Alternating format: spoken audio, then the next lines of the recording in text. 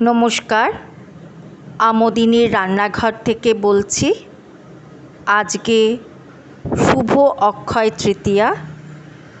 শুভ অক্ষয় তৃতীয়ার শুভেচ্ছা জানাই আপনাদের সবাইকে।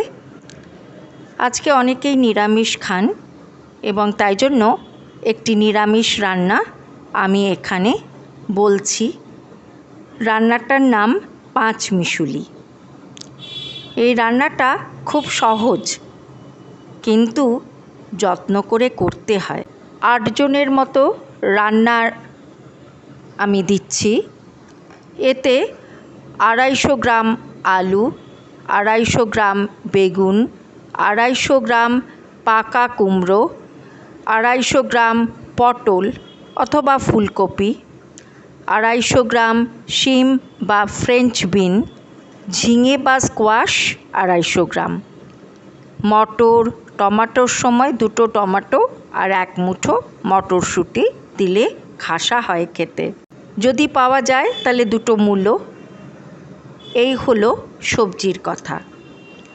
আর মশলা 2 চা চামচ আদা বাটা, হাফ চা চামচ 5 ফোড়ন, 1 চা চামচ হলুদ যদি তোমাদের ইচ্ছে করে, আর 1/3 কাপ তেল।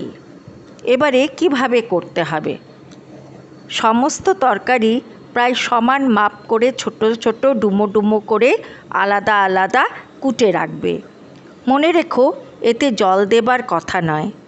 কাজেই শক্ত তরকারি আগে ছেড়ো, নরম তরকারি তারপরে।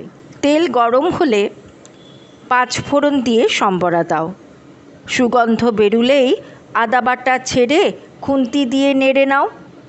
খুব ভালো গন্ধ পাবে। এবার আলু কপি আগে, তারপর হয়তো শিম, পটল, পাকা কুমড়ো, আর সব শেষে বেগুন দিলে ভালো হয়। জল দিও না, গোড়ায় ঢাকা দিয়ে ভেজো, পরে কিন্তু ঢাকনি খোলা রেখো। কারণ ভাজা ভাজা হবে, সিদ্ধ মতো হবে না। শেষ পর্যন্ত কোনো তরকারি যদি শক্ত থাকে একটু জলের ছিটা দিয়ে 2-4 মিনিট ঢাকা রেখো। ইচ্ছে হলে কাঁচা লঙ্কা দিও। এই রান্না ভাত বা লুচি বা পরোটা বা হাত রুটি সব কিছুর সাথেই ভালো লাগে। তাহলে আজকে অক্ষয় তৃতীয়ার দিনে সবার শুভ কামনা আশা করে আমি শেষ করলাম। নমস্কার।